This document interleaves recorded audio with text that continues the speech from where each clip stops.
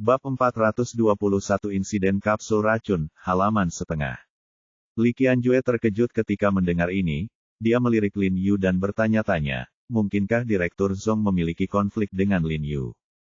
Li Qianjue memberi isyarat kepada Lin Yu, lalu berdiri dan berjalan keluar.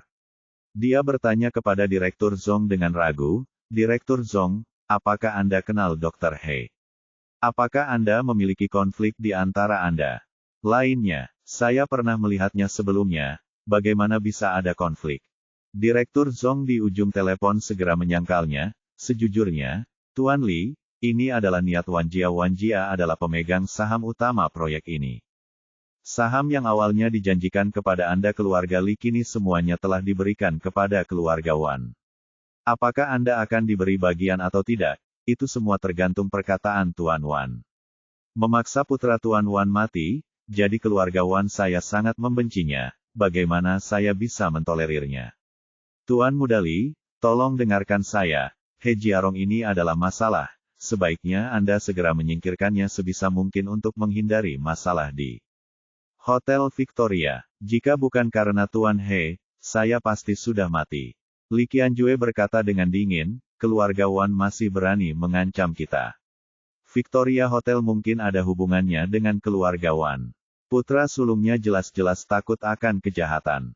Anda bertanggung jawab atas tindakan bunuh diri itu. Tuan Muda Li, Anda tidak bisa begitu saja mengatakan ini tanpa bukti. Direktur Zong berkata dengan sungguh-sungguh di sisi lain, ujung telepon. Tunggu, aku harus mencari buktinya. Li Qianjue berkata dengan marah, kalau begitu aku akan membuat mereka membayar harganya. Kamu, keluarga Li, ingin berpartisipasi dalam proyek ini, kamu harus menendang He Jiarong sepenuhnya. Direktur Zong mendengus dingin dan berkata dengan nada yang tidak perlu dipertanyakan lagi. Direktur Zong, apakah proyek ini bertanggung jawab atas Anda atau keluarga Wan?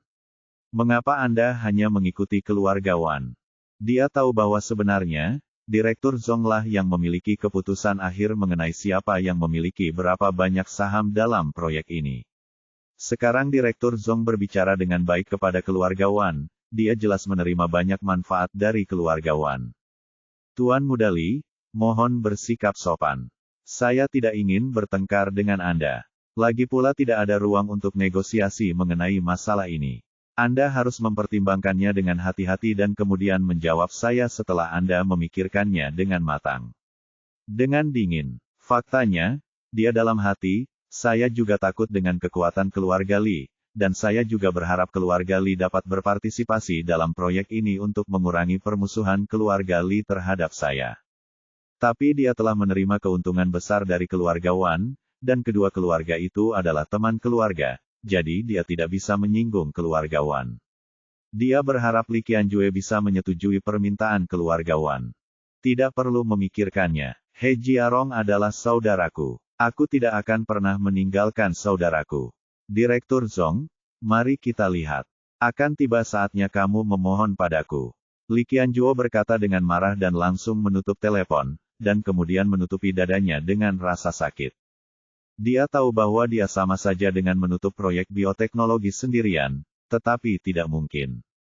Dia tidak bisa melepaskan saudaranya demi keuntungan, dan dia merasa bahwa bagi grup Li mereka, nilai He Jiarong jauh lebih besar untuk proyek bioteknologi ini.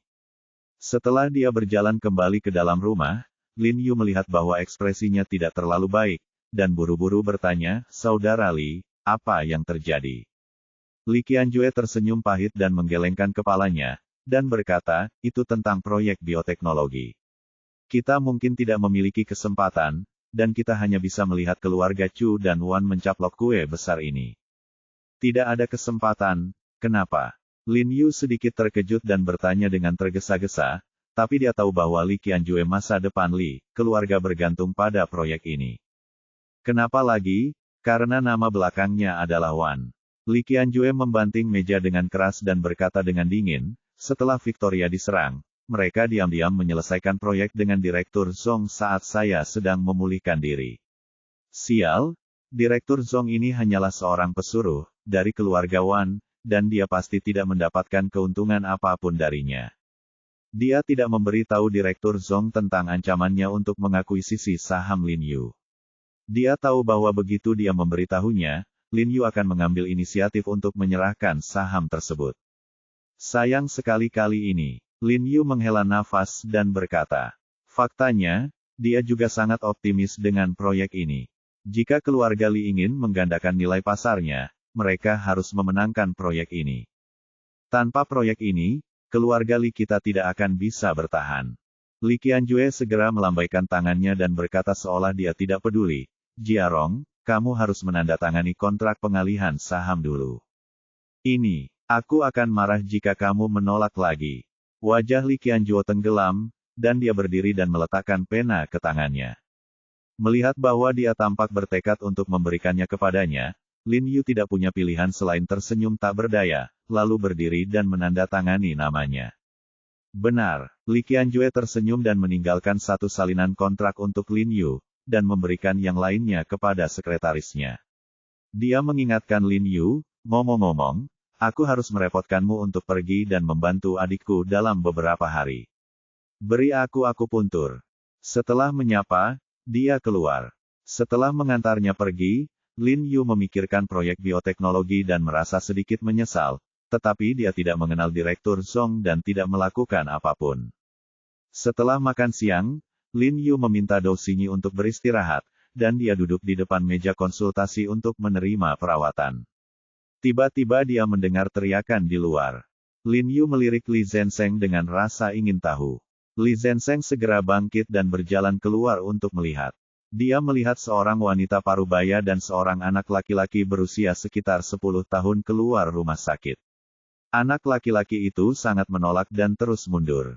Pada saat yang sama, Da Sheng bergumam, saya tidak menginginkannya, saya tidak menginginkannya. Halo, apakah ini ruang resusitasi yang dibuka oleh Dr. He Jiarong He, kan? Wanita parubaya itu bertanya di sampingnya. Menyeret anak laki-laki itu, dia bertanya pada Li Zhensheng. Ya, apakah Anda menemui dokter? Li Zhensheng bertanya, Tuan dia kebetulan ada di dalam, silakan masuk. Petik 2, Saudara Li, ada apa? Lin Yu bertanya dengan rasa ingin tahu. Seorang wanita parubaya dan seorang anak laki-laki keluar. Sepertinya mereka datang ke dokter. Saya tidak tahu mengapa anak kecil itu tidak masuk. Li Zhensheng berkata dengan jujur. Lin Yu mengangguk dan tidak terlalu peduli. Wajar jika anak-anak seperti ini takut ke dokter. Penglihatan anak kecil itu tidak terlalu bagus. Sepertinya dia buta. Sangat disayangkan dia buta di usia yang begitu muda. Li Zhensheng menggelengkan kepalanya dan menghela nafas, lalu masuk ke apotek. Buta, Lin Yu tiba-tiba berdiri ketika dia mendengar kata-kata itu, seolah-olah dia sedang memikirkan sesuatu, lalu berjalan cepat keluar. Setelah melihat wanita parubaya dan anak laki-laki itu, Lin Yu tampak bahagia dan berkata dengan tergesa-gesa, Dekan Gong. Anda membawa Xiao Zi kemari. Oh, Dr. He, Sebelum Dekan Gong selesai berbicara, Xiao Zi menggigit tangannya dan melarikan diri. Xiao Zi, hati-hati. Ekspresi Dekan Gong berubah karena dia melihat Xiao Zi berlari ke jalan yang dilalui mobil. Lin Yu tiba-tiba bergegas keluar, mengambil Xiao Zi, dan berbalik. Sebuah mobil melewati mereka dengan suara angin menderu. Lepaskan aku, lepaskan aku. Aku tidak membutuhkan perawatanmu. Xiao Zi terus menamparkan lengan Lin Yu dan berjuang keras. Xiao Zi, ada apa denganmu? Aku saudara Jiarong. Lin Yu merasa sedikit terkejut saat melihatnya seperti ini, dan buru-buru memanggilnya terakhir kali mereka bertemu. Bab 421 Insiden Kapsul Racun, halaman 2/2. Aku tahu itu kamu, aku tidak perlu kamu mentraktirku. Teriak Xiao Zi sambil menendang dan memukuli tangan dan kakinya. Dekan Gong, apa yang terjadi? Lin Yu bertanya-tanya. Oh, polisi mendatanginya untuk mencari tahu tentang saudara perempuannya. Mereka bilang dia buronan. Dekan Gong tampak sedih dan berkata tanpa daya. Adikku bukan orang jahat, dia bukan orang jahat, kamu adalah orang jahat.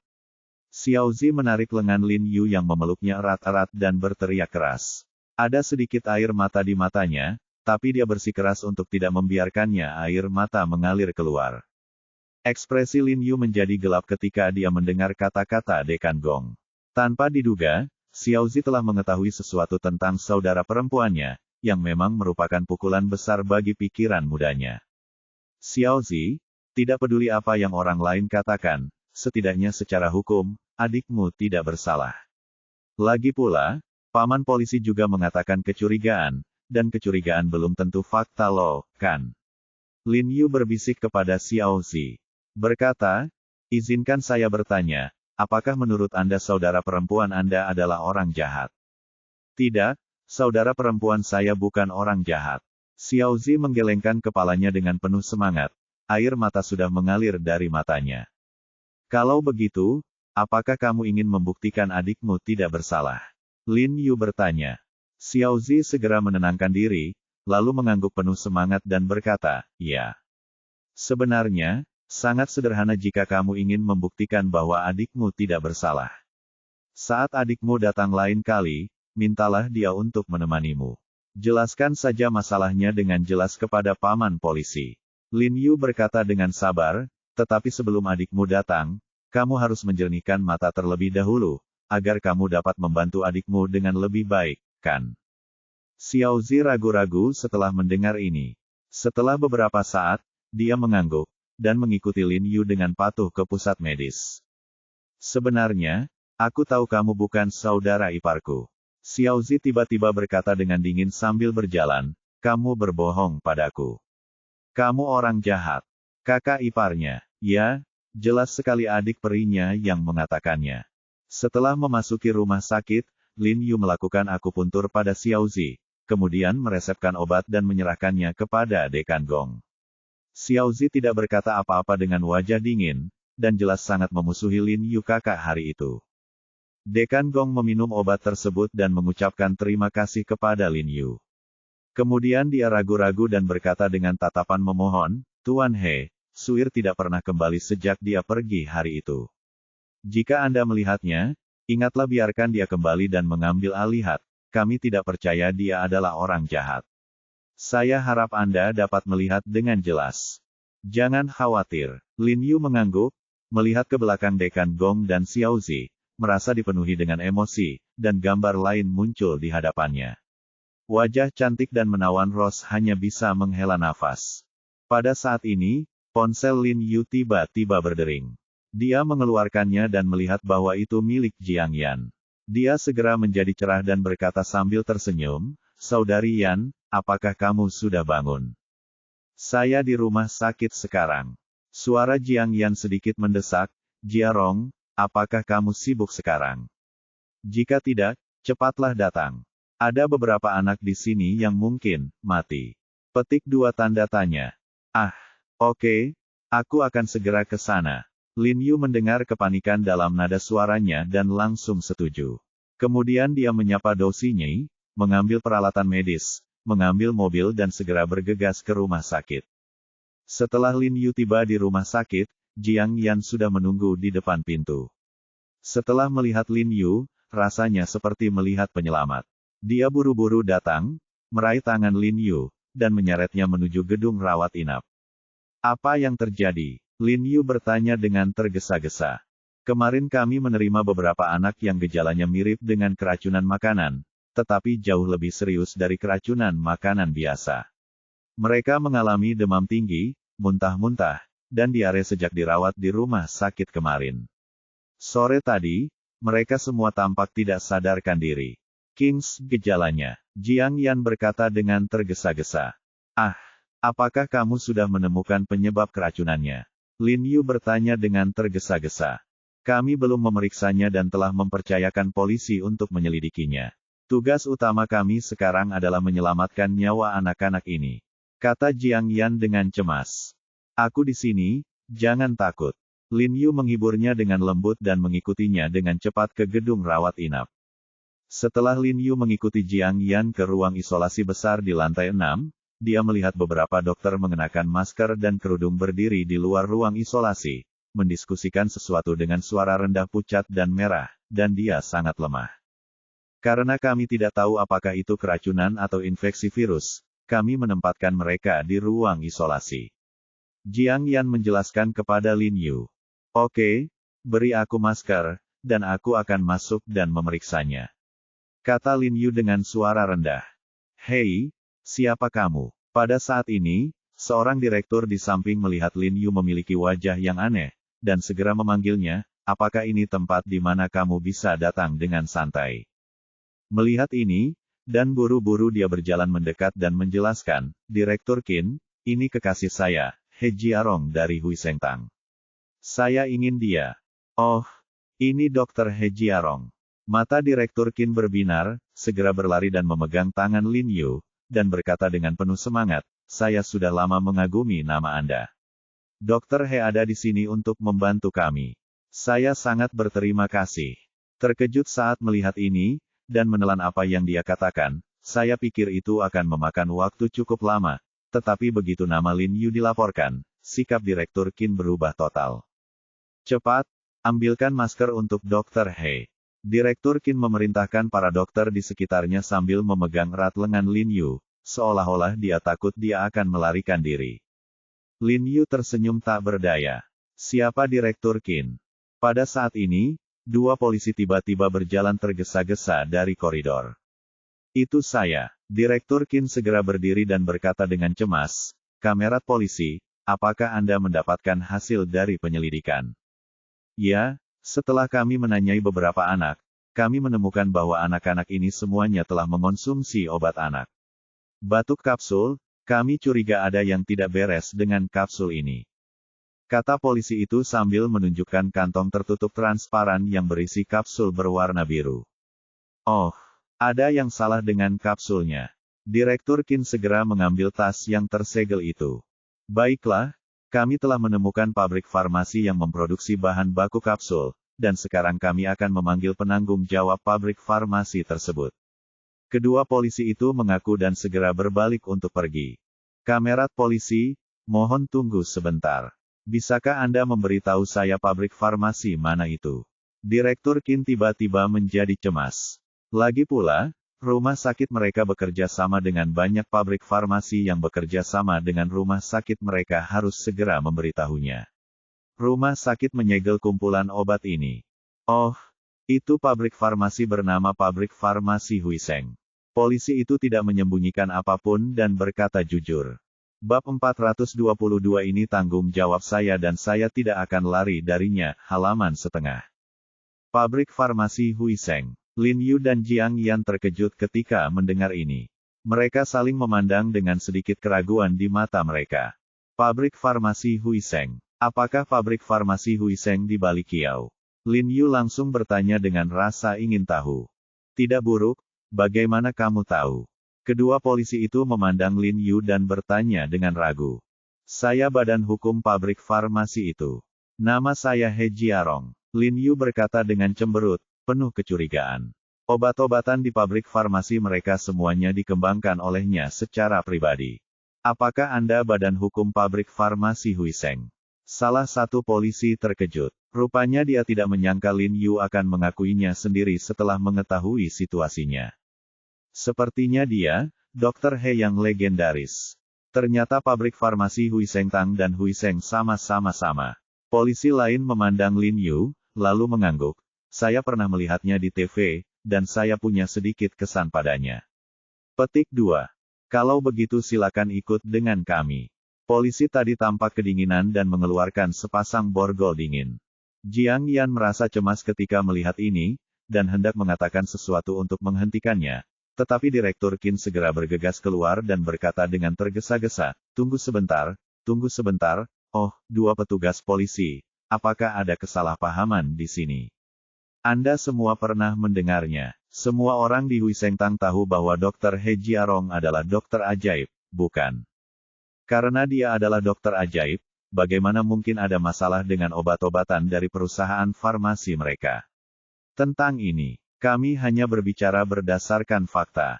Setelah verifikasi berulang kali, satu-satunya kesamaan yang dimiliki anak-anak ini adalah mereka semua meminum obat batuk ini dalam waktu 4 jam sebelum mereka jatuh sakit. Kata salah satu petugas polisi dengan wajah serius.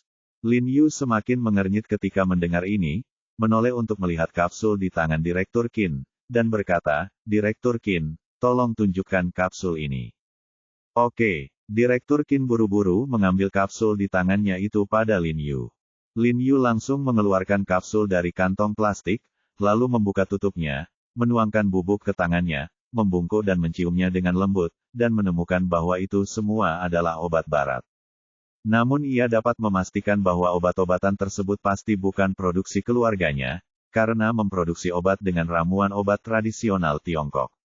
Dua petugas polisi, apakah Anda salah? Semua produk yang diproduksi oleh pabrik farmasi kami adalah obat-obatan Tiongkok. Tidak mungkin memiliki bahan baku obat-obatan barat ini. Lin Yu bertanya kepada kedua polisi itu dengan curiga.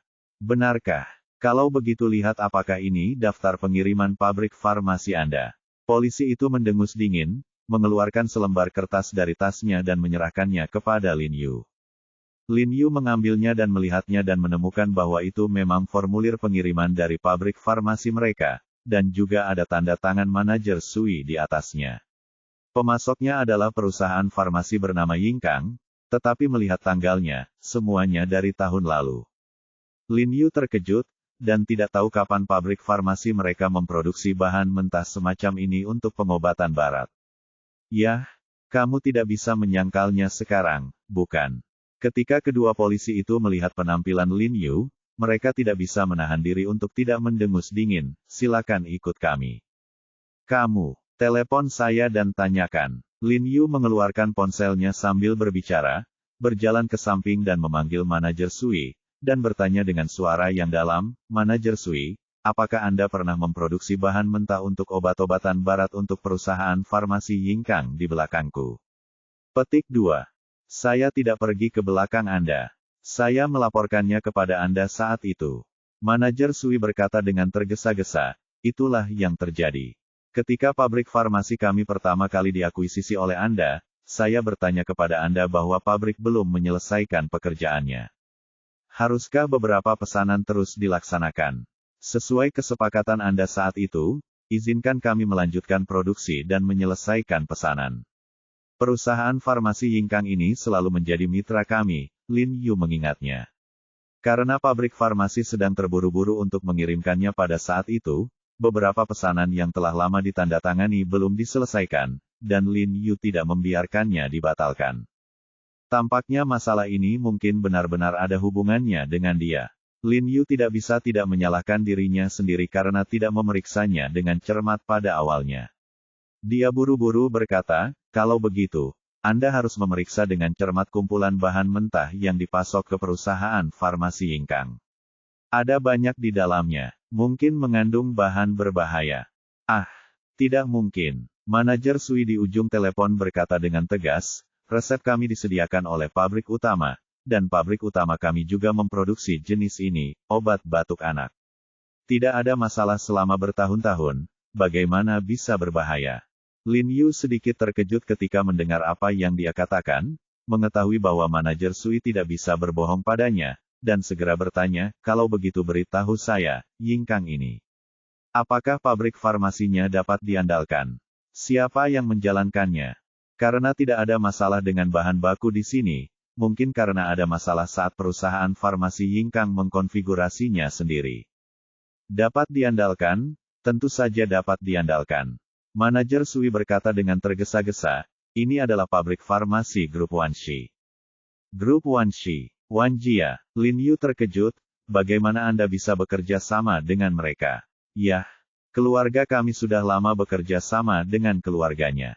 Apakah Anda masih ingat ketika pertama kali datang ke pabrik farmasi kami, Wan Weiyun dari keluarga Wan datang ke pabrik farmasi kami bersama putranya.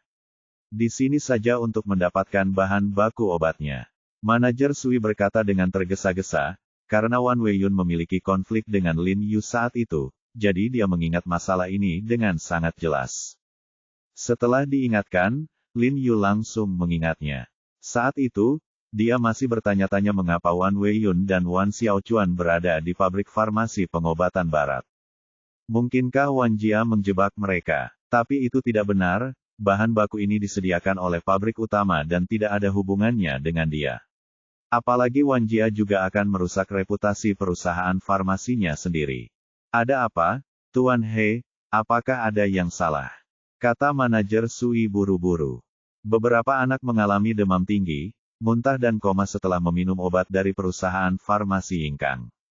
Ah, ini, kami telah memasok bahan mentah kepada mereka selama bertahun-tahun, dan situasi ini belum pernah terjadi sebelumnya. Manajer Sui terkejut. Ini, apa yang terjadi? Petik 2 titik. Sudah jelas, mari kita bicara setelah kita mengetahuinya. Lin Yu melihat bahwa masalahnya sudah jelas, jadi dia tidak berbicara omong kosong dengannya dan menutup telepon. Bagaimana kabarmu? Sekarang kami sudah bertanya dengan jelas, silakan ikut dengan kami. Kata polisi itu dengan wajah tegas. Apakah Anda sudah mengambil bahan mentah kami untuk pengujian? Lin Yu memandang kedua polisi itu dan berkata, jika ada masalah, mungkin ada masalah dengan perusahaan farmasi mereka. Kami memiliki daftar formula bahan mentah di sini. Kami sudah mengirimkannya ke Biro Inspeksi. Selebihnya, mari kita tunggu sampai Anda kembali bersama kami. Dua polisi memotongnya dengan tidak sabar. Oke, aku akan pergi bersamamu. Lin Yu mengangguk, merasa bahwa dia berkewajiban untuk bekerja sama dalam penyelidikan, jadi dia setuju, tetapi kondisi anak-anak ini lebih serius. Bisakah saya membantu mereka menstabilkan kondisi mereka terlebih dahulu? Ya, dua petugas polisi, yang paling penting sekarang adalah nyawa anak-anak ini. Direktur Qin menghampiri dan berkata dengan tidak sabar, kalian semua tahu bahwa Dr. He adalah dokter ajaib, dan hanya dia yang bisa menyelamatkannya, nyawa anak-anak ini, kamu ingin menyelidikinya, jangan terburu-buru sekarang. Kedua polisi itu saling memandang sebentar, ragu-ragu. Direktur Qin, ini tidak baik. Beberapa anak mengalami ruam kulit, bisul, dan demam paru-paru dengan tingkat yang berbeda-beda. Situasinya sangat kritis. Bab 422 ini tanggung jawab saya dan saya tidak akan lari darinya, halaman 2/2. Dua petugas polisi, situasinya kritis. Direktur Qin tiba-tiba menjadi cemas dan berteriak memohon kepada kedua petugas polisi itu. Oke, penting untuk menyelamatkan orang. Kami akan menunggumu di luar. Lin Yu mendapat izin mereka dan segera mengenakan masker dan sarung tangan seolah memasuki ruang isolasi. Dr. He, mohon tunggu sebentar. Kondisi anak-anak ini sekarang semakin parah. Kalau karena infeksi virus, Anda mungkin berisiko tertular jika masuk dengan tergesa-gesa. Mohon tunggu sebentar, dapatkan pakaian pelindung medis. Seorang dokter berdiri dan segera menghentikannya, lalu mengedipkan mata pada perawat di sebelahnya dan memberi isyarat agar dia segera mengambil pakaian pelindung. Kira-kira berapa lama? Lin Yu bertanya sambil mengerutkan kening. Karena mungkin perlu waktu untuk pergi ke departemen logistik, kata Direktur Qin tak berdaya. Sudah terlambat. Kondisi beberapa anak sangat serius dan mereka mungkin dalam bahaya kapan saja. Lin Yu melirik anak-anak dengan wajah kesakitan di ruang isolasi, berkata dengan suara yang dalam, dan langsung bergegas ke ruang isolasi ruang. Dr. He, Direktur Qin mengulurkan tangannya dan berteriak, lalu menghela nafas dan berkata dengan malu, dokter dia adalah penyembuh yang baik hati. Dia benar-benar teladan bagi kami. Hanya beberapa orang di ranjang rumah sakit. Wajah anak itu merah, matanya tertutup rapat, dan dia tidak sadarkan diri. Terdapat bengkak merah atau borok di lengannya yang terbuka. Lin Yu segera berjalan ke arah salah satu anak dan dengan hati-hati memeriksa denyut nadinya, lalu membuka mulut dan matanya dan melihat. Kemudian dia mengikuti prosedur ini dan memeriksa anak-anak lainnya secara bergantian, sambil mengerutkan kening. Setelah lebih dari 10 menit, dia keluar dari ruang isolasi. Direktur Qin dan yang lainnya segera mendatanginya dan berkata dengan cemas, Dr. He, bagaimana situasi anak-anak ini? Bisakah mereka diselamatkan? Lin Yu tidak terburu-buru menjawabnya, dan dengan cepat meminta pena dan kertas kepada dokter di sebelahnya. Kemudian dia buru-buru menundukkan kepalanya dan menulis sesuatu, dan pada saat yang sama berkata, saya curiga itu keracunan kromium. Keracunan kromium. Direktur Qin dan yang lainnya tampak pucat. Terkejut, dia buru-buru berkata, tidak mungkin. Kami telah bertanya kepada orang tua anak-anak tersebut dan menemukan bahwa lingkungan tempat tinggal mereka berada di daerah perkotaan sama sekali. Dan meskipun ada yang salah dengan kapsul obat batuknya, kecil kemungkinannya akan menyebabkan keracunan kromium. Alasan spesifiknya harus menunggu sampai hasil tes kapsulnya keluar. Lin Yu berkata dengan wajah cemberut. Dia tidak tahu mengapa ini terjadi, tapi dari apa yang dia lihat, itu mungkin keracunan kromium. Dr. He, Anda tidak membuat diagnosis yang salah, bukan? Pada saat ini, seorang dokter muda di antara kerumunan itu mau tidak mau mempertanyakan Lin Yu. Seharusnya benar, anak itu sakit perut, diare, kencing berdarah, anggota badan dingin, tekanan darah menurun, sesak napas, dan denyut nadi sangat cepat. Itu semua gejala keracunan kromium. Apalagi dia sudah koma, langkah selanjutnya dapat menyebabkan gagal ginjal yang mengancam jiwa dan harus diobati tepat waktu. Kata Lin Yu dengan suara yang dalam. Ekspresi Direktur Qin berubah dan dia berkata dengan tergesa-gesa, diagnosis Dr. He pasti benar. Cepat, siapkan asam natrium tiosulfat dan larutan natrium bikarbonat. Sudah terlambat. Lin Yu menggelengkan kepalanya dan memotongnya, berlari kencang setelah beberapa pukulan. Dia menulis resepnya, memasukkannya ke dalam pelukan Direktur Qin, dan berkata dengan mendesak, segera kirim seseorang ke Departemen Pengobatan Tradisional Tiongkok untuk mengambil obat dan merebusnya. Setiap anak akan mendapat 3 dosis obat, dan memberikannya kepada mereka setiap 15 hingga 20 menit. 1 dosis, ingat, dalam 1 jam, meskipun dituangkan, itu harus dituangkan ke semuanya. Ya. Direktur Qin mengambil resep dari tangan Lin Yu dan meremasnya erat-erat, dan terus berbicara dengan Lin Yu mengucapkan terima kasih dengan keras, wajahnya bergerak karena emosi. Oke, aku bisa pergi bersamamu sekarang. Lin Yu melepas topengnya, berbalik dan tersenyum pada kedua polisi itu, tiba-tiba merasa lega. Jiarong, Jiang Yan segera berlari dan meraih lengannya, wajahnya penuh kekhawatiran. Dia yakin tidak ada masalah dengan obat pabrik farmasi Lin Yu. Dia khawatir seseorang akan menjebak Lin Yu tidak tahu apa yang akan terjadi. Jangan khawatir, karena itu adalah bahan mentah yang disediakan oleh pabrik farmasi kita, maka tanggung jawab ini tentu saja akan ditanggung oleh saya. Saya tidak takut dengan bayangan miring, dan masalahnya akan ketahuan. Wajahnya, ini juga alasan mengapa dia tidak menunjukkan IDMII-nya. Dia bukan tipe orang yang menghindari tanggung jawab. Setelah mengatakan itu, dia berbalik dan mengulurkan tangannya, memberi isyarat bahwa kedua polisi itu bisa memborgolnya. Namun kedua polisi itu saling memandang dan melepaskan borgolnya. Baru saja mereka menyaksikan dengan mata kepala sendiri perlakuan Lin Yu terhadap beberapa anak tanpa mempedulikan keselamatan mereka sendiri. Yu memberi isyarat mengundang dan berkata, Tuan He, tolong. Bab 423 Sumber Racun, halaman setengah. Lin Yu mengangguk sedikit kepada mereka, lalu mengikuti kedua polisi itu keluar. Di belakangnya, mata Jiang Yan memerah, dan dia tiba-tiba mengepalkan telapak tangan putihnya erat-erat, tetapi tidak mengatakan sepatah kata pun, karena dia sangat yakin bahwa Lin Yu akan kembali dengan selamat seperti sebelumnya. Setelah meninggalkan rumah sakit, Lin Yu langsung dibawa ke markas besar polisi Beijing dan memasuki ruang interogasi. Beberapa petugas polisi sangat sopan kepadanya, mencatatnya sambil menunggu hasil tes keluar. Lin Yu menjelaskan segala sesuatu tentang pabrik farmasi Huiseng yang menjual bahan baku obat ke perusahaan farmasi Yingkang, dan menjamin obat mereka akan baik-baik saja. Adapun bagaimana mereka akan mengolah dan melengkapinya setelah diserahkan ke perusahaan farmasi Yingkang, itu akan terjadi harus dilakukan. Petik 2. Perusahaan farmasi Yingkang. Apakah perusahaan farmasi yang sedang sibuk mempersiapkan proyek bioteknologi akhir-akhir ini? Salah satu polisi gemuk yang sering memperhatikan pemberitaan bertanya dengan heran, perusahaan farmasi ini memang milik Wan Jia, dan apakah itu milik Wan Jia? Terkenal di ibu kota dan bahkan di negara.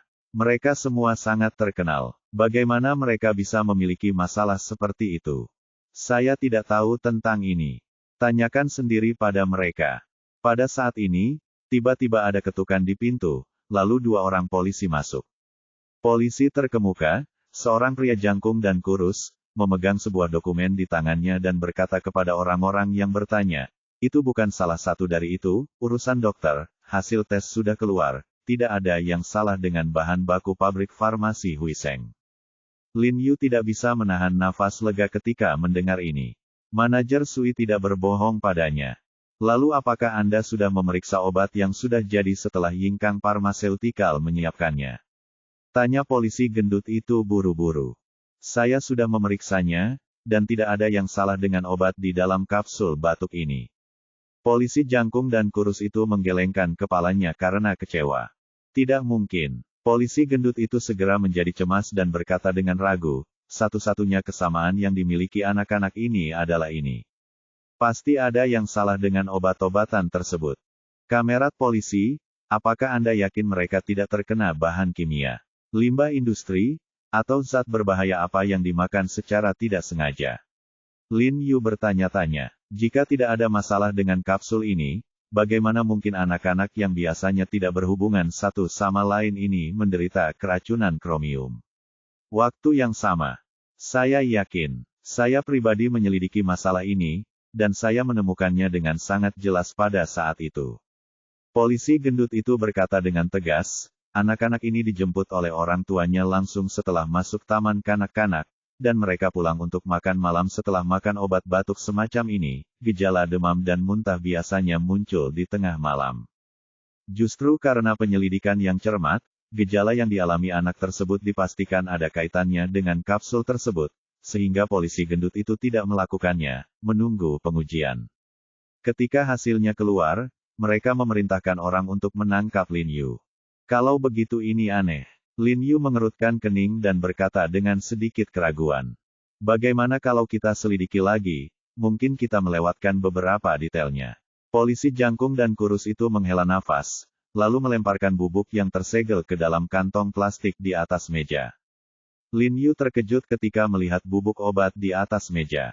Dia sepertinya memikirkan sesuatu dan berkata dengan tergesa-gesa, "Ketika kamu memeriksa obat bubuk, apakah kamu memeriksa kapsul berlubang yang membungkus obat bubuk itu?" Petik 2 tanda tanya. Yang di luar kapsul, mantel. Polisi jangkung dan kurus itu bertanya dengan curiga, bukankah itu terbuat dari beras ketan? Ya, itu dibuat dengan agar-agar obat dan pewarna makanan, dan beberapa bengkel kecil langsung gunakan limbah kulit untuk menghemat biaya. Dibuat menjadi kapsul berongga, ya pasti ada yang salah. Bahan penyamakan yang mengandung kromium digunakan selama pengolahan kulit, jadi kandungan kromium dalam kapsul melebihi standar. Lin Yu menjadi lebih dan lebih yakin, dan buru-buru berteriak, "Tolong cepat pergi. Coba periksa. Jika memang ada yang salah dengan lapisan kapsulnya, harap kendalikan kumpulan obat-obatan yang ada di pasaran ini secepatnya untuk mencegah lebih banyak anak mengalami gejala keracunan kromium." Petik 2. Oke, aku berangkat. Polisi jangkung dan kurus itu mengangguk berulang kali dan keluar dengan tergesa-gesa. Jika benar seperti yang dikatakan Lin Yu, maka dia benar-benar mengabaikan pekerjaannya. Karena ketika dia mengirim obat ke biro inspeksi, dia diam-diam melepas penutup luar kapsul dan hanya mengeluarkan bubuk di dalamnya di sampul luar. "Tuan He, maafkan saya salah paham." Melihat bahwa masalah ini tidak ada hubungannya dengan Lin Yu, polisi gemuk itu bergegas dan menjabat tangan Lin Yu, dan berkata dengan nada meminta maaf, "Kalau begitu, silakan pergi ke resepsi, kamar kantor polisi kami sebentar. Ketika hasil tes keluar, kami harus menanyakan sesuatu." "Oke, tidak masalah." Ditangkap bersama Lin Yu, tersangka yang menunggu di luar melihat Lin Yu dibawa ke ruang interogasi, dan kemudian melihat Lin Yu diundang ke ruang resepsi VIP. Dia segera membuka matanya lebar-lebar karena terkejut telah melihat tontonan seperti itu, panutan. Benar-benar teladan. Mau tak mau mereka menjadi bersemangat, dan mata mereka penuh harapan. Lin Yu minum teh di ruang VIP dan melihat sudah lebih dari 1 jam sejak dia meninggalkan rumah sakit, jadi dia menelepon Jiang Yan. "Jiarong, kamu baik-baik saja?" Jiang Yan di ujung telepon terdengar sangat gugup. Dia benar-benar tidak menyangka Lin Yu bisa menelepon di kantor polisi. "Tidak apa-apa, hasil tesnya sudah keluar. Tidak ada masalah dengan obat kami. Saya bukan lagi tersangka, tapi penasihat teknis." Lin Yu berkata sambil tersenyum, ngomong-ngomong, bagaimana kabar anak-anak Jiang? Yan mendengarkan. Setelah mengatakan ini, dia merasa lega dan buru-buru menjawabnya, menurut apa yang Anda katakan, saya telah memberi mereka ramuan. Situasinya jauh lebih stabil dan mereka keluar dari bahaya. Merasakan sedikit kehangatan dan rasa syukur di hatinya. Jika bukan karena Lin Yu kali ini, konsekuensinya akan sangat buruk. Itu bagus. Lin Yu mengangguk. Ngomong-ngomong, Jiarong, ada situasi lain yang perlu kuberitahukan padamu. Banyak anak di kota yang menderita situasi ini sekarang. Karena kami adalah rumah sakit pertama yang merawat anak-anak ini, termasuk rumah sakit umum daerah militer, banyak rumah sakit di negara tersebut menelepon untuk menanyakan situasi perawatan di rumah sakit kami. Awalnya saya ingin memberitahu rumah sakit ini tentang resep Anda, tetapi Direktur Qin takut terjadi kesalahan dan rumah sakit kami akan bertanggung jawab, jadi dia tidak memberi tahu mereka. Resep, Jiang Yan berbisik, bagaimana kalau saya meminta mereka pergi ke Hui Sengtang untuk mendapatkan obat? Oke, resep saya dapat digunakan selama Anda mengalami keracunan kromium, tidak peduli seberapa seriusnya. Lin Yu bercanda sambil tersenyum, biarkan saja. Baiklah, saya tidak takut mengambil tanggung jawab. Oke, Jiang Yan mengerucutkan bibirnya, merasa sangat terharu. Jika setiap dokter pengobatan Tiongkok di Tiongkok bisa begitu perhatian pasien sebagai suaminya, mereka akan memiliki keberanian untuk melayani dunia. Jika Anda memiliki kebenaran yang besar terlebih dahulu, lalu mengapa khawatir pengobatan tradisional Tiongkok tidak populer? Setelah menutup telepon, Lin Yu menelepon Dou Xinyi dan memberitahunya isi spesifik dari resep yang dia resepkan, dan memintanya untuk membeli obat dalam jumlah besar sesuai resep. Tuan, apakah kamu gila? Dengan begitu banyak obat, bagaimana semuanya bisa terjual habis? Dou Xinyi menatap resep yang baru saja dia tulis dengan heran dan berkata, dan ada beberapa obat yang tidak umum digunakan sama sekali. Kami belum tahu. Jangan khawatir, seseorang akan segera membelinya. Kamu dan saudara Li telah bekerja keras. Kami harus menjual obat sepanjang malam. Lin Yu tersenyum dan menutup telepon, gila Pak, Anda benar-benar gila. Dou Xinyi berkata tak berdaya setelah menutup telepon, dengan begitu banyak barang, bagaimana kami bisa menjual semuanya? Obat dan menjualnya, apa yang Anda khawatirkan? Li Zhensheng berkata kepada Dou Xinyi sambil tersenyum, dan bertanya dengan santai, berapa pound yang ingin Anda masukkan, Tuan?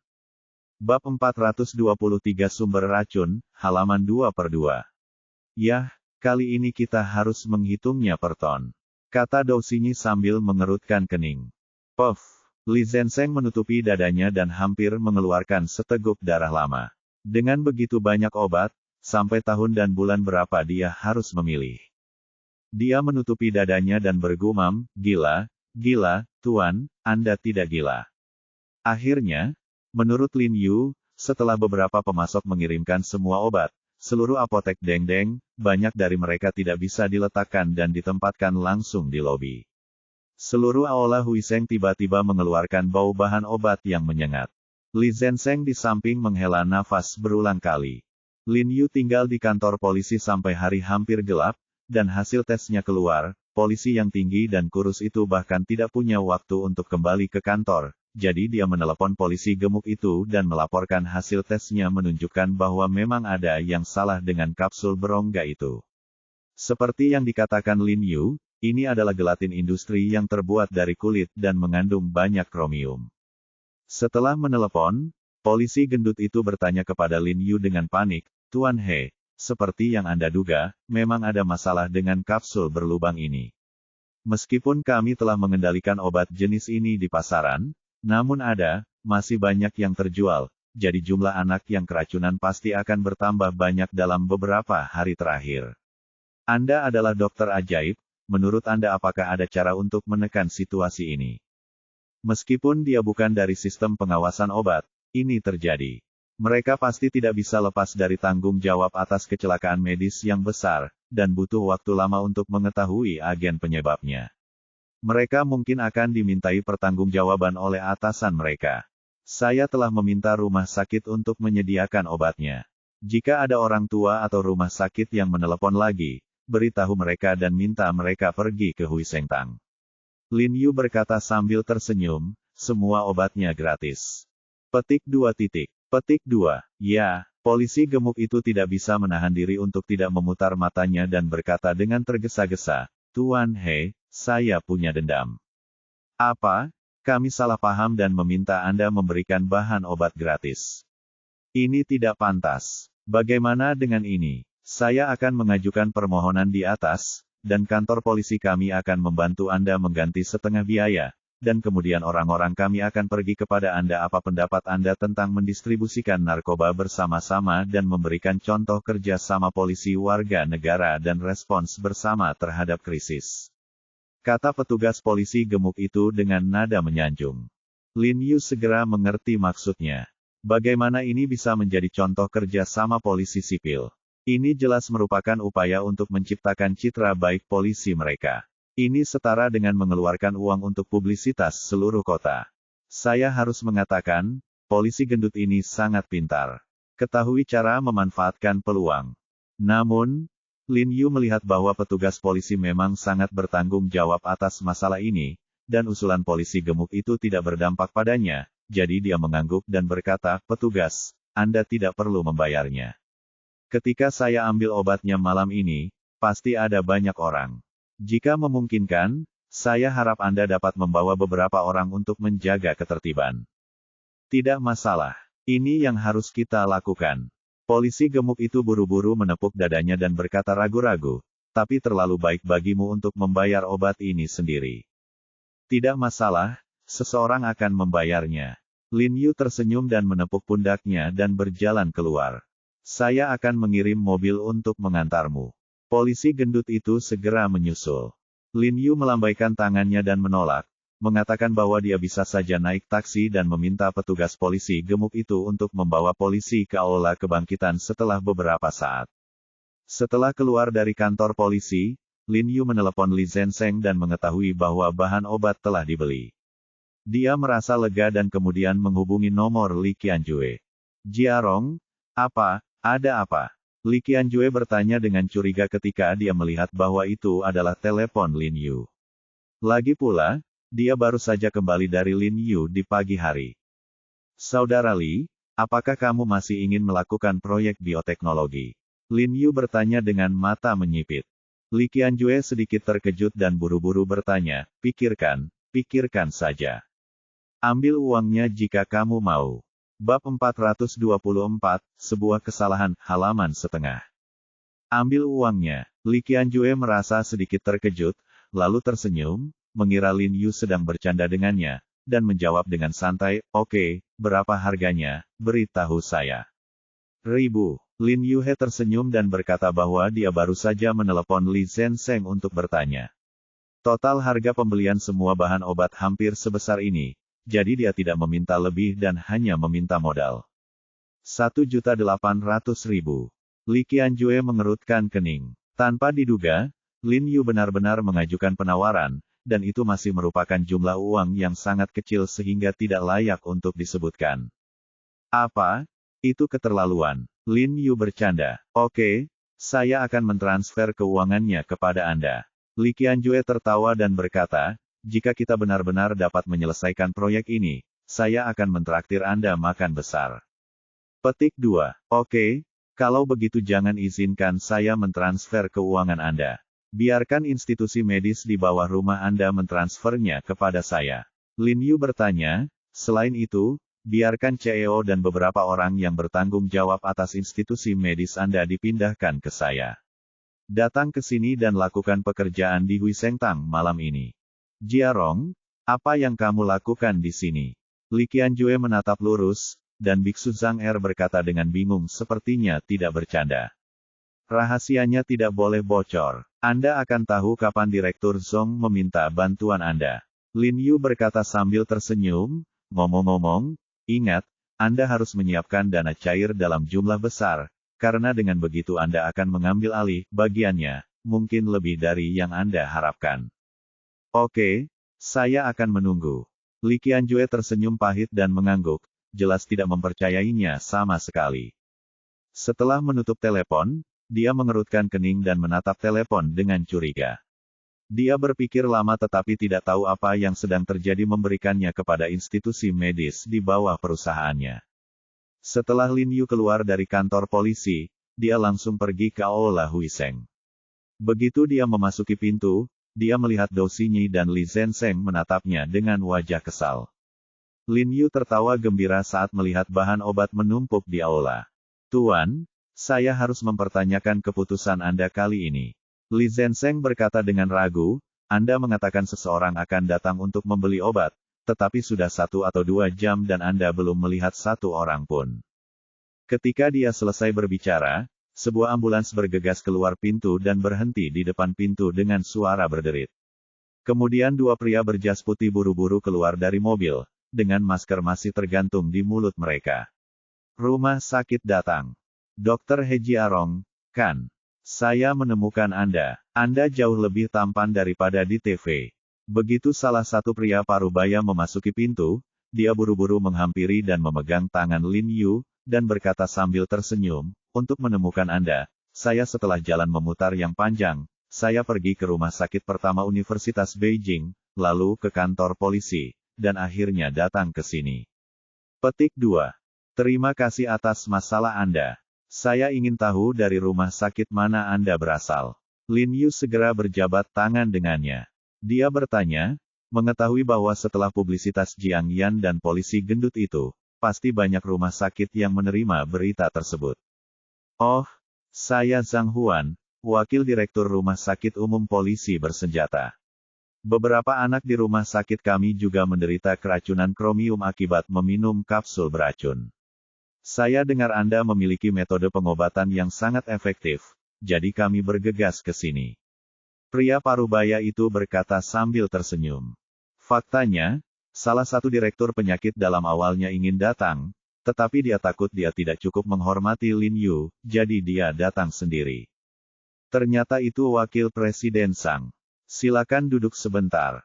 Lin Yu dengan antusias memberi isyarat agar mereka duduk, lalu berkata kepada Li Zhensheng, Saudara Li, ada yang datang untuk mengambil obat. Cepat, pergi, dan memilah obatnya. Baik, Li Zhensheng setuju dan bergegas untuk mulai menyortir bahan obat. Din Zhang, ada berapa anak di rumah sakitmu? Lin Yu berbalik dan bertanya pada Zhang Huan. Oh, saat ini ada lebih dari selusin. Zhang Huan berkata dengan tergesa-gesa. Kalau begitu saya akan memberi Anda 2 kali lipat jumlahnya, yang cukup untuk Anda gunakan selama beberapa hari. Dalam beberapa hari terakhir, Anda juga harus menghubungi pemasok dan menyiapkan beberapa bahan obat untuk mencegah terlalu banyak anak baru dan bahan obat yang tidak mencukupi. Kata Lin Yu. Oh, Dr. He, berikan saja saya resepnya. Kita bisa menemukan obatnya sendiri. Zhang Huan mau tidak mau merasa tersanjung ketika mendengar ini. Dia datang ke sini hanya untuk meminta resep semua bahan obat. Tidak apa-apa, ayo kita kumpulkan. Beberapa bahan obat ini memiliki rasa yang istimewa. Kamu bisa membuatnya sendiri. Kamu mungkin tidak bisa mendapatkan semuanya dalam beberapa saat. Lin Yu melambaikan tangannya, lalu berbalik Li Zhensheng dan memberitahu Li Zhensheng perkiraan dosis setiap bahan obat. Dia mengambil pena dan kertas dan menulis resep untuk Zhang Huan. Dr. He, saya sudah lama mendengar tentang tangan luar biasa dan kebaikan hati Anda. Saya tidak menyangka ketika saya melihat Anda hari ini, Anda memang seorang dokter yang baik hati. Zhang Huan mengambil resep Lin Yu dan berkata dengan emosi, silakan pergi, nomor kartu Anda. Jika waktunya tiba, saya akan meminta rumah sakit kami untuk mentransfer uangnya kepada Anda. Tidak, obatnya diberikan kepada Anda secara gratis. Kata Lin Yu sambil tersenyum. Ah, ekspresi Zhang Huan berubah dan dia berkata dengan tergesa-gesa, bagaimana ini bisa terjadi? Kamu juga membayarnya. Sebagai perbuatan baik, Lin Yu tersenyum dan berkata, lagi pula, bahan obat ini bukan dari saya, itu dari orang lain. Lainnya, siapa yang datang darinya? Zhang Huan bertanya dengan tergesa-gesa. Dia disukai oleh orang lain, jadi tentu saja dia harus mencari tahu masalahnya, jika tidak maka akan sulit untuk menjelaskannya kepada rumah sakit dan pasien ketika kami kembali. Ya, tidak, Kami datang. Lin Yu hendak berbicara ketika dia tiba-tiba melihat sebuah mobil komersial dengan tulisan, Institusi Medis Li, tercetak di luarnya. 3 pria dan 2 wanita turun dari bus. Yang lebih tua berusia 50-an dan yang lebih muda berusia 30-an. Mereka bergegas masuk segera setelah turun dari mobil. Halo, Tuan He, saya Sun Junyu, manajer umum Institusi Medis Li. Setelah pria parubaya berusia 50-an itu masuk, dia segera membungkukkan badannya dan menjabat tangan Lin Yu dengan sopan. Setelah menerima perintah Li Qianjue, dia tidak berani menunda sama sekali, dan segera membawa orang ke sana. Dan sebenarnya, Lin Yu juga bos besarnya, jadi dia tentu saja harus menghormatinya. Halo, Tuan Sun, Lin Yu berkata dengan antusias, kami baru saja menerima uang untuk bahan obat. Terima kasih atas perhatian Anda terhadap anak-anak yang terkena kapsul beracun ini. Kepala Kepolisian Bersenjata, Zhang Huan, Wakil Presiden Rumah Sakit. Zhang Huan segera mengambil inisiatif untuk memegang tangan Sun Junyu setelah mendengar kata-kata Lin Yu, dan berkata dengan penuh rasa terima kasih, atas nama anak-anak yang keracunan kromium di rumah sakit kami, saya ingin mengucapkan terima kasih yang paling tulus kepada Anda. Sun Junyu. Dia mendorong kacamatanya dengan ekspresi bingung di wajahnya dan membuka mulutnya. Tidak tahu harus berkata apa, dia menoleh dan menatap Lin Yu curiga. Lin Yu mengedipkan mata padanya, memberi isyarat padanya untuk berhenti berbicara omong kosong. Setelah Li Zenseng membagi bahan obat, dia membantu Zhang Huan memindahkannya ke mobil. Sebelum Zhang Huan pergi, dia mengucapkan terima kasih yang sebesar-besarnya kepada Lin Yu dan Sun Junyu. Tuan He, apa yang terjadi? Sun Junyu berkata dengan sangat bingung. Lin Yu tersenyum, mengaitkan bahunya dan memberitahu Sun Junyu seluk-beluk masalah ini. Sun Junyu sangat terkejut setelah mendengar ini. Bagaimana mungkin dia tidak mengetahui niat Lin Yu? Dia berkata dengan wajah terkejut, Tuan He, Anda mempromosikan institusi medis Li kami. Dengan melakukan ini, kami benar-benar mencuri sejumlah pujian. Petik 2. Bab 424, sebuah kesalahan, halaman 2/2. 1,8 juta adalah jumlah yang besar untuk membeli institusi medis Li yang memiliki reputasi besar dan baik di seluruh kota. Kita semua adalah bangsa kita sendiri, jadi kita tidak bisa mengambilnya.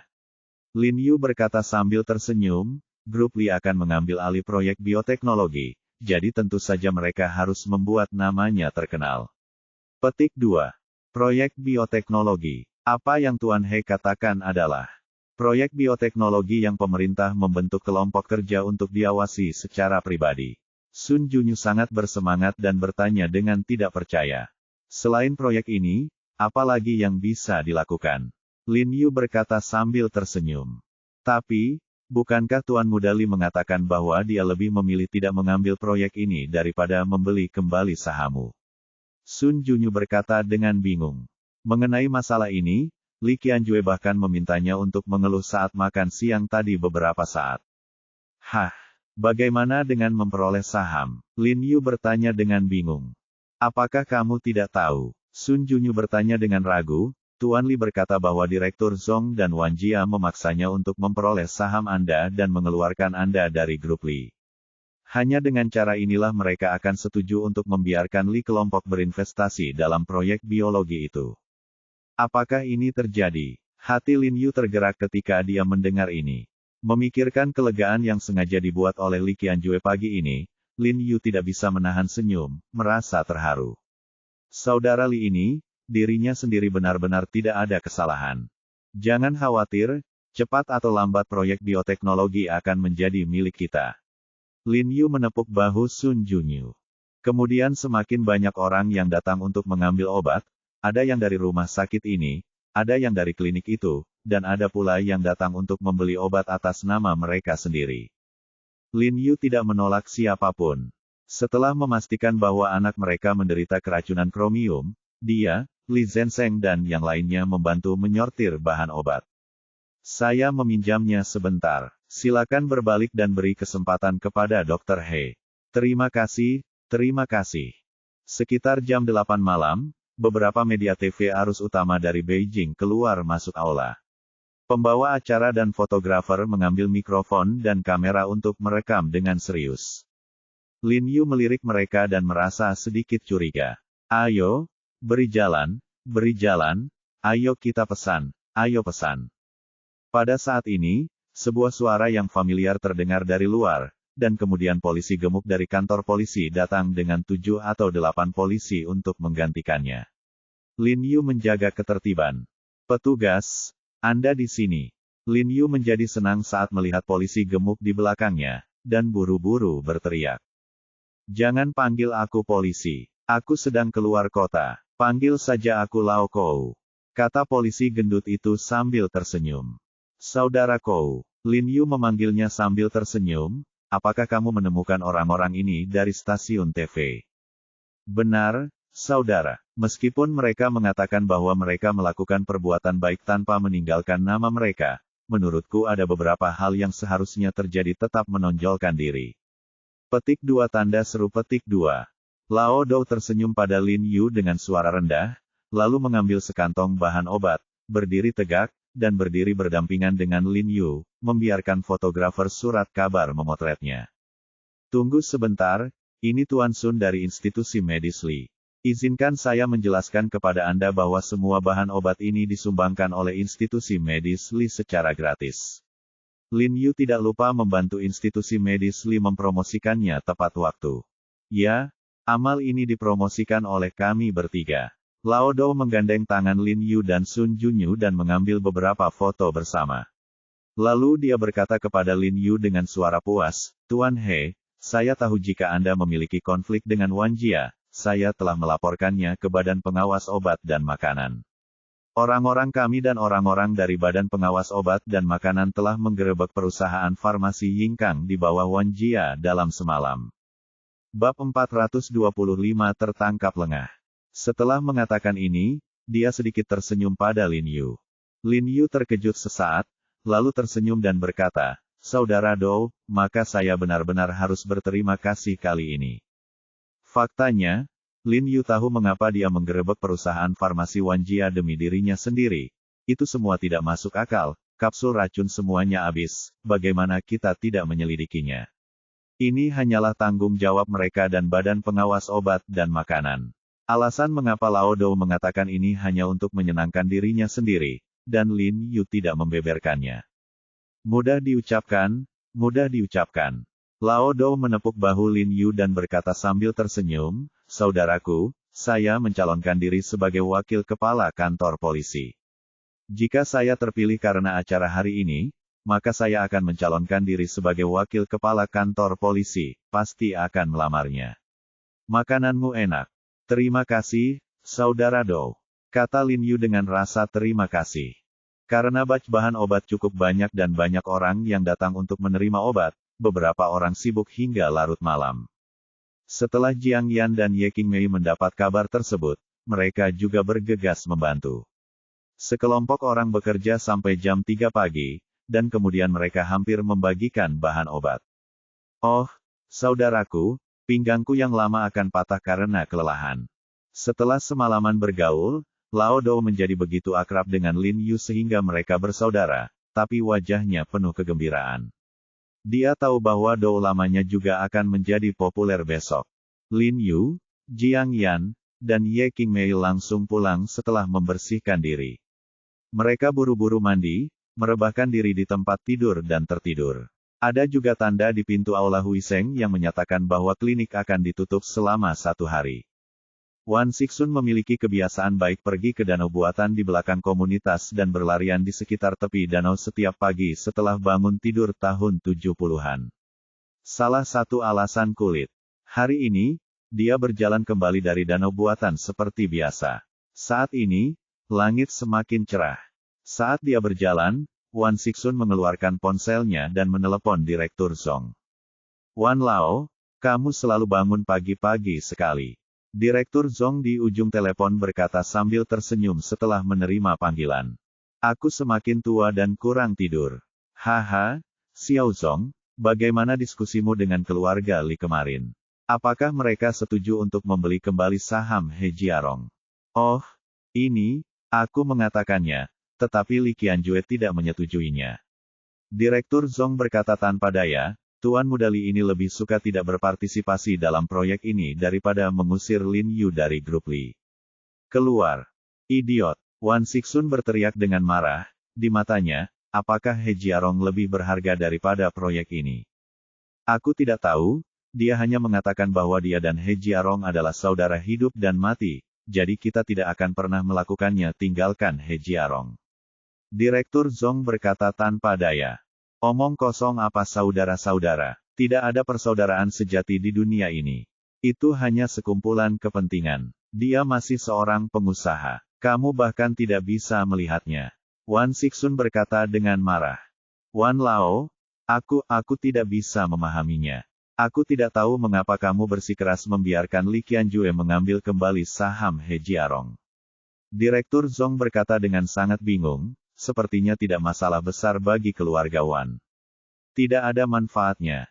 Tanda tanya, mengapa tidak ada manfaatnya? Wan Sixun mendengus, apa menurutmu aku hanya ingin mengeluarkan He Jiarong dari grup Li? Sisi keluarga Wan saya, dan sekarang He Jiarong adalah duri dalam daging saya. Tidak, He Jiarong adalah musuh bebuyutan saya dari keluarga Wan. Saya ingin menyingkirkan kedua orang ini dengan cepat. Saya mengerti. Direktur Zong tiba-tiba menyadari, maksud Anda menggunakan kejadian ini untuk membuat keretakan di antara mereka, dan kemudian perlahan-lahan menghasut hubungan mereka untuk menyebabkan perselisihan internal, bukan? Ya, saya hanya ingin melihat seekor anjing adegan makan anjing, tapi sayang sekali. Wan Sixun menghela nafas dan mendengus, Li Qianjue, bocah bodoh ini, tidak mengambil umpannya. Jangan khawatir, Wan Lao, aku akan terus memasangnya tekanan padanya. Setelah kelompok kerja kami merangkum prospek dan penilaian keuntungan proyek ini pada sore hari, saya akan terus memberikan tekanan pada Li Qianjue. Saya tidak percaya dia tidak akan mengambil umpan dalam menghadapi kepentingan sebesar itu. Zong, sutradara terkekeh. Baiklah, kalau begitu aku akan mengganggumu. Manfaatmu akan sangat diperlukan setelah semuanya selesai. Wan Sixun mengangguk. Wan Lao sangat sopan. Saya melakukan sesuatu untuk Anda. Mengapa saya peduli dengan manfaatnya? Direktur Zong berkata sambil tersenyum menyanjung. Haha, oke, urus aku dan ayahmu. Kata Wan Sixun dan menutup telepon, matanya sedikit menyipit, menunjukkan sedikit kekejaman. Setelah kembali ke kediamannya, dia langsung mandi dan keluar dengan jubah mandinya.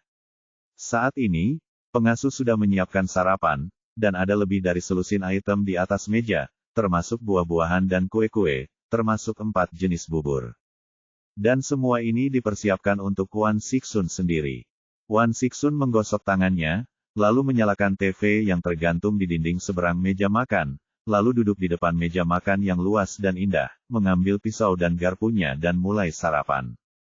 Selamat datang di Berita Pagi. Kemarin terjadi peristiwa keracunan krom dalam skala besar di kota kami. Menurut polisi, penyebab keracunan tersebut adalah obat batuk anak-anak yang terbuat dari kapsul berongga beracun. Badan Pengawas Obat telah menyita kasus ini dalam semalam. Mata Wan Sixun tiba-tiba terbuka ketika mendengar ini. Dia mengangkat kepalanya dan melihat gambar berita di dinding dengan tidak percaya. Yang muncul di gambar itu memang perusahaan farmasi Yingkang, anak perusahaan dari Wan Shi Group. Apa yang terjadi? Wan Sixun tiba-tiba berdiri dan menjadi marah ketika dia melihat sekelompok polisi dan staf Badan Pengawas Obat dan Makanan menyegel perusahaan farmasi miliknya. Ketika asisten di halaman belakang mendengar suara gemuruh, dia segera membuka jendela dari lantai ke langit-langit dan berlari masuk. Ketika dia melihat berita di dinding, dia gemetar ketakutan dan buru-buru berkata, Dr. Wan, ada beberapa kesalahpahaman dalam masalah ini, saya hanya tidak tahu. Biar saya beritahu Anda, saya ingin perusahaan farmasi menanganinya sendiri. Saya salah paham. Wan Sixun segera mengambil cangkir di atas meja dan melemparkannya ke asistennya sambil berkata dengan marah, apakah Li Mingkang pemakan kotoran? Apakah kamu berani menggunakan kapsul berongga beracun? Dia berbicara tentang Li Mingkang, penanggung jawab perusahaan farmasi Yingkang. Dia tidak bersungguh-sungguh. Itu adalah pabrik farmasi kecil yang sering bekerja sama dengan kami yang mencampurkan beberapa kapsul beracun. Asisten itu berkata dengan gemetar. Jangan khawatir, saya telah meminta Li Mingkang untuk segera meminta maaf kepada media, mungkin, dan memintanya untuk secara aktif memberikan kompensasi kepada pasien. Kerusakan pada keluarga putra saya. Apakah ini masalah membayar kembali 2 orang? Kepala Wan Sixun bengkak karena marah. Dia memegang pinggangnya dengan satu tangan dan menutupinya, kepalanya dengan yang lain, bernapas sangat cepat. Dia mengutuk, aku sudah memberitahumu sejak lama bahwa kita baru saja mengambil alih proyek bioteknologi. Tidak ada yang bisa terjadi pada saat ini, tidak ada yang bisa terjadi. Apakah kalian semua tuli? Ya, ini salah kami. Tuan Wan, jangan khawatir, kami akan menanganinya dengan baik dan tidak membiarkan kejadian ini memengaruhi proyek kami. Wan Sixun tidak berbicara. Dia berjalan mondar-mandir dan merenung sejenak, lalu berkata dengan suara yang dalam, pergi dan temukan Li Mingkang untukku. Dia ditangkap tadi malam. Dengan hati-hati. Sampah. Wan Sixun mengumpat dengan marah, lalu bertanya, bagaimana dengan wakil presiden dan penanggung jawab lainnya? Selama mereka berada di level supervisor atau lebih tinggi, mereka semua telah ditangkap dan diselidiki. Kata asisten itu menundukkan kepalanya. Sekelompok pecundang. Wan Sixun berteriak dengan marah, mengambil cangkir di atas meja dan segera melemparkannya keluar pintu. Tadi malam, Dr. He Jiarong dari Hui Sengtang, bersama dengan polisi dan institusi medis Li, mendistribusikan obat-obatan Tiongkok gratis ke rumah sakit dan institusi medis besar dalam semalam untuk menangani keracunan kromium. Silakan baca laporan rinci di bawah. Saat ini, sebuah laporan di TV disiarkan lagi. Perhatian Wan Sixun tertarik. Setelah melihat He Jiarong dan Sun Junyu di TV, dia tiba-tiba membuka matanya lebar-lebar, membuka mulutnya, dan wajahnya memerah karena marah napasnya lagi, dan dia terhuyung. Dia duduk di tanah. Dokter, Wan, kamu baik-baik saja. Asisten itu buru-buru berlari untuk membantunya. Wan Sixun membuka mulutnya, menunjuk ke layar, dan berkata dengan lemah, ini, apa yang terjadi? Aku juga tidak tahu. Itu asisten melihat berita di TV juga penuh dengan kepahitan mengapa institusi medis Li menyediakan obat dalam semalam. Kenapa rasanya seperti sudah direncanakan? Pada saat ini, di kantor kelompok kerja proyek bioteknologi, Direktur Zong masuk sambil menyenandungkan sebuah lagu, membuat secangkir teh dan memegangnya di tangannya, dan duduk di kursi dengan sangat santai, merasa sangat bangga. Direktur Zong, saya telah mengirimkan kontrak ke grup Wan Shi dan grup Yun Shi. Sekretaris Xiao Cui di samping melapor kepada Direktur Zong sambil tersenyum. Saya tahu. Direktur Zong mengangguk, berbaring di kursi dan meletakkan kakinya di atas meja. Direktur Zong, Anda berhak mendapatkan sebagian besar pujian atas pelaksanaan proyek yang begitu cepat dan baik kali ini. Ya, bonus kami pasti sangat diperlukan tahun ini. Terima kasih kepada pemimpin yang cakap dan baik seperti Direktur Zong. Percayalah, Direktur Zong langsung dipromosikan menjadi wakil ketua tim di Yiyi. Petik 2. Belum lagi wakil ketua tim, dia juga mungkin menjadi ketua tim. Mendengar ini, masih berpura-pura tenang, dia melambaikan tangannya kepada bawahan di sekitarnya dan berkata, jangan berkata begitu, tidak baik jika ketua tim mendengarkanmu. Apa yang terjadi?